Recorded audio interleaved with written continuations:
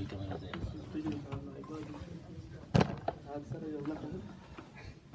صور زي يخلص ما في حد بيقوم بدري خلاص. نشوف الأجوبة حقت خمسة. يا اخي ريحنا يا كله كتبت عنه. كويس. أحسنت يا مان. شكرا.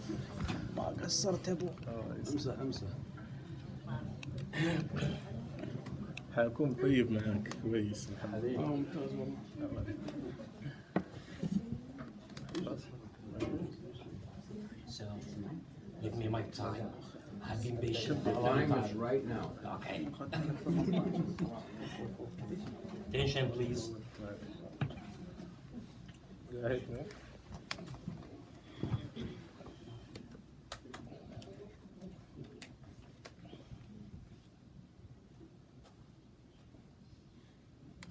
Hello, everybody. I'm here today to talk about something that I have been hearing about for decades, or for about just one decade, when I was taking a mock from Harvard University. You know, Harvard is across the street, and it was a course from CS50 and with Professor David J. Millen. He was talking about the idea of computational thinking, how to think like a computer. We will see in detail what does that mean and how we should think like a computer.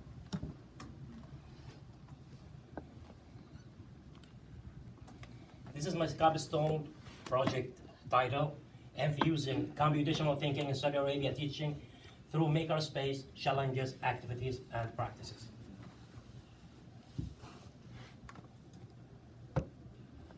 Actually, it's two ideas in one, computational thinking and maker space.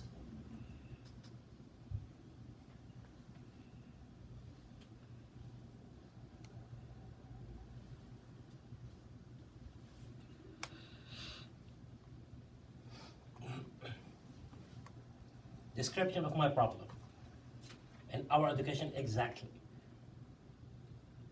First of all, we should understand that computer science isn't computer programming. Computer programming is just one small portion of computer science in general. Computer science consists of theoretical design, cloud computing, networking, coding. It has a massive universe. But we in Saudi Arabia know it as just coding. Is this right? Yes. Yeah.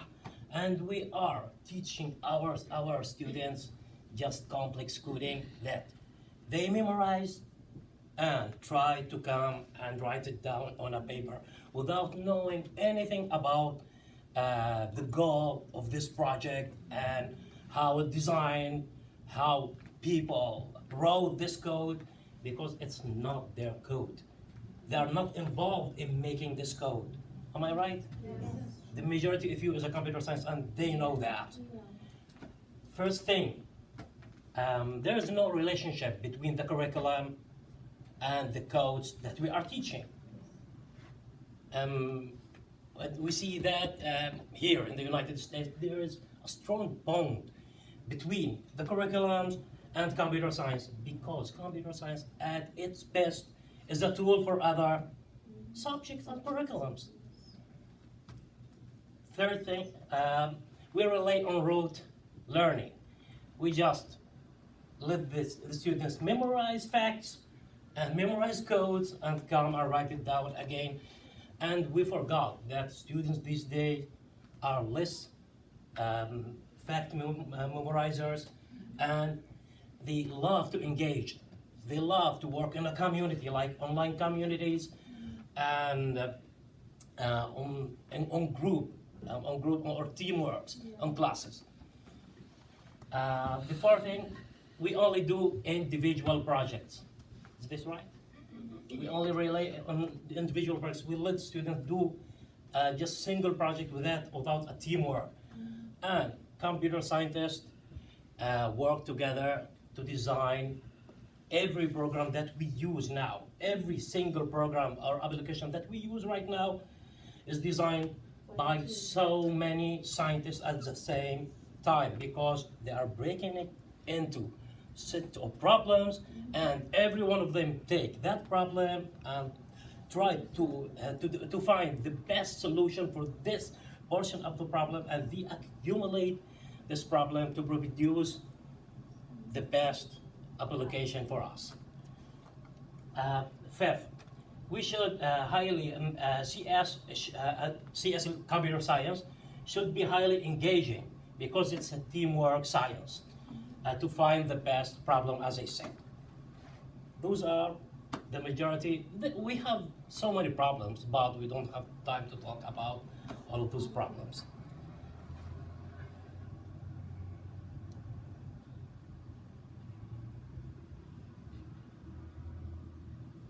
Solutions.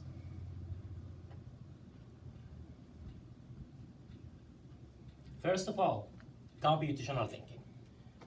But we need to know what is computational thinking. You may now thinking, why this crazy man is talking about computational thinking all the time? Because it's the best solution to teach computer science, and it can be used to teach other curriculums as well.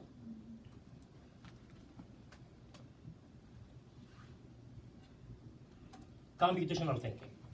Computational thinking is a set of problem-solving techniques or method that human and computer can understand and execute and implement as well. We will see how does this work.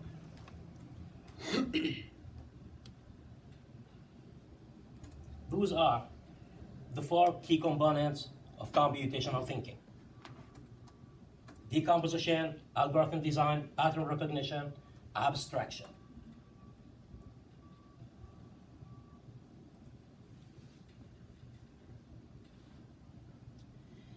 So I will use a little bit of math here, but it will be as simple as possible. So we need to know first the 4 components and the meaning of each one of them. First of all, decomposition. It means breaking down a complex problem into smaller pieces that we can manage and find a solution to it. The second thing, pattern recognition. We have to find the similarity and differences in that complex problem just to get rid of redundancy. Okay? The third one is abstraction, and abstraction means that we have to find one solution that works with similar problems. Okay? And the fourth one is algorithm design, and we know that algorithm is a step-by-step instruction to find a solution to a problem. Okay? We will discuss those now and try to make it as simple as possible. First one, pattern recognition. When someone try to send you a big file, what's the first thing he do or think about? If that file is big, you try to compress it Reduce the size. and reduce its size. How computer reduces size? It's as simple as this. You see those contiguous letters here, www, and it's 4 W's, just 1 B, 5 X's, and 2 A. Isn't that similar as this small chunk code at 7W, 1B, 5X, 2A? It's as simple as this. We get rid of redundancy and try to minimize the problem, right? Then, and actually it's the abstraction. This step is abstraction. The pattern recognition, we need to know just by looking where is the similarity and differences. Then comes the abstraction, and this piece of code is the abstraction. I will just try to give another example about it to make it as simple as possible.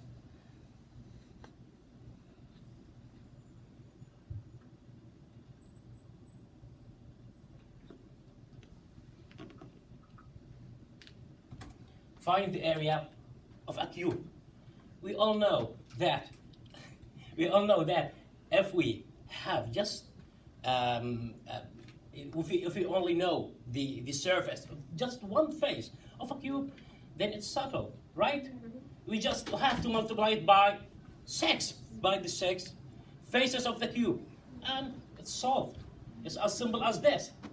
So we just have to know just one side of the cube. And this is the abstraction. We should find just one solution that works with all. Finally, algorithm design. We should design algorithms that include the three previous steps and do a step-by-step method or constructions that work with the problem in general. Actually, this is how computer science scientists are thinking. They break down any problem into pieces and try to figure it out like this, and try to design algorithm for any program, for any application, for any complex idea, just like this. John Dewey, the inventor of computational thinking, said once, to be able to think like a computer scientist, you should think at multiple levels of abstractions. And those are the 4 multiple levels of abstractions. Is it clear? Yes.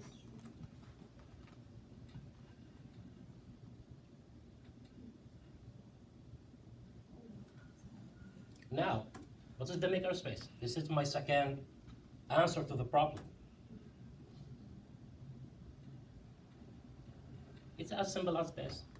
A place where all people who are interested in technology can gather, work together, invent together, and try to find solution or enhance their project in that amazing place. And we will see some examples about why I'm determined to implement computational thinking inside of Makerspace in particular.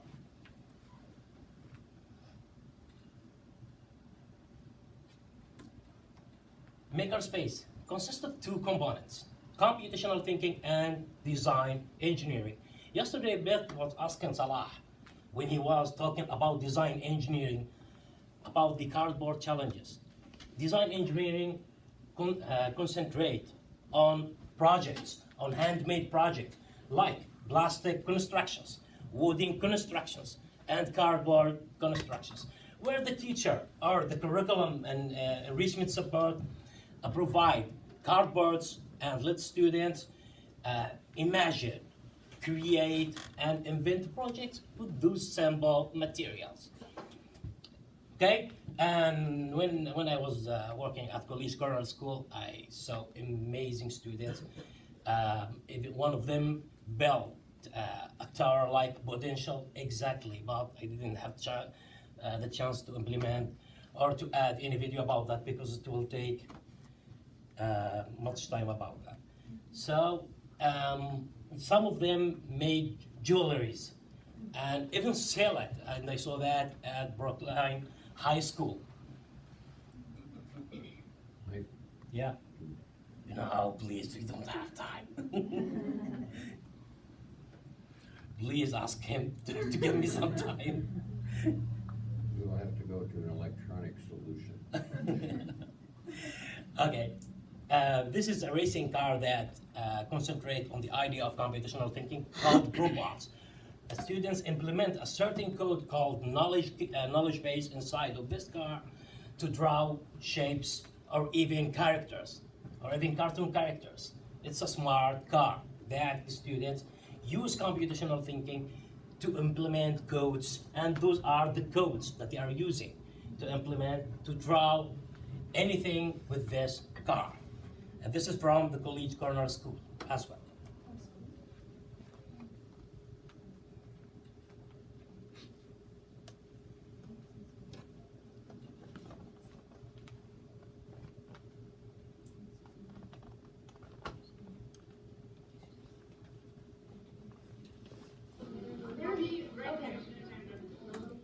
This is the Arduino kit, or Arduino Uno. This microcontroller can you believe that this microcontroller can even control a submarine, a nuclear submarine? Who can believe that? This smart device is provided in every school here in Brookline, and some of them are benefiting from it and using it to implement codes and know how to control any device, even if it's a motor, as anything, just anything, robot or anything. They are here trying to make a traffic light, like the traffic light we all know. And trying to make the electricity flow from one bulb to another using a certain or interval coding design. This is Osmo game. This Osmo game is just electronic game that students use physical blocks to control a character called Awibi, using this reflector to reflect on their physical piece of codes or blocks. As you can see, the students are enjoying the computational thinking idea here because it's preparing them to be programmers, because how every program in this earth work like this.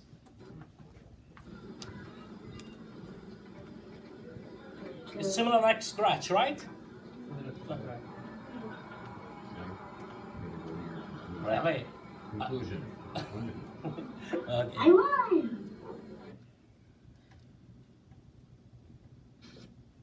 And this is the virtual reality. Some teachers use it to show students dangerous places and impossible to reach places like Antarctica, volcanoes, and so many places as well, or even Saudi Arabia. Because they did. At College Corner, some of the students brought a map of Saudi Arabia and showed the students Saudi Arabia in virtual environment.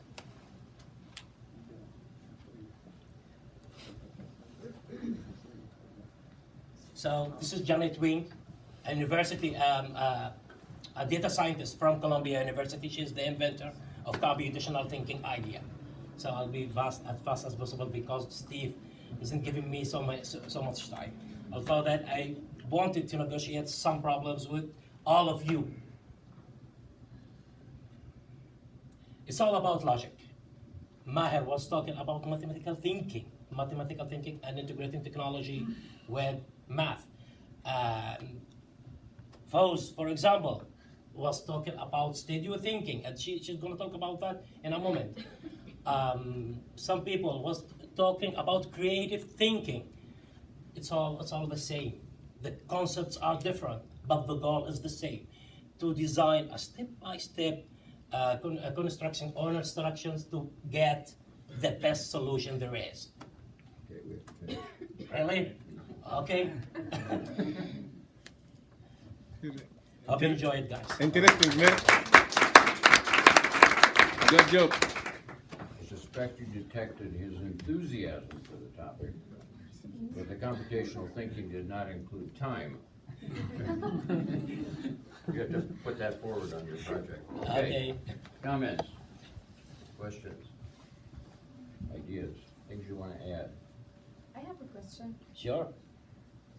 Do you think we can, or how we can implement this in our schools?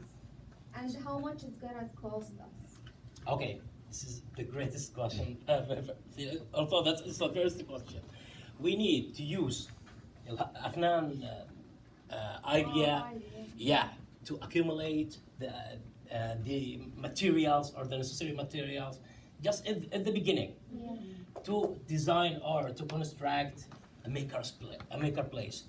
Until we do that officially, it will take time to do that because we need a massive budget for this because it's gonna need some materials, computers, wooden constructions, plastic constructions. Second thing, isn't the Makerspace is the place for all? As we can see, Makerspace is a place for all.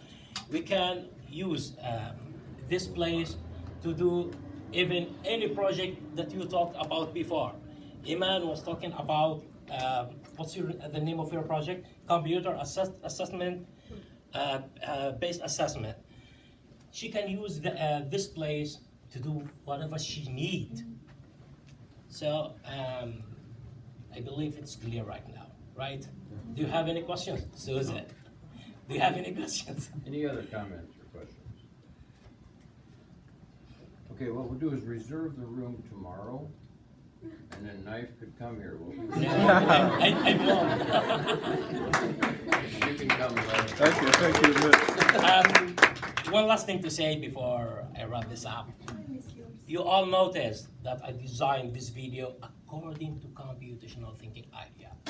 I have a problem, I break the problem down into pieces, then I try to get rid of similarity and differences, and I do the abstraction, and I did the algorithm to design this video. And that's what's happened. Thank you so much. Thank you. Very good, Nick.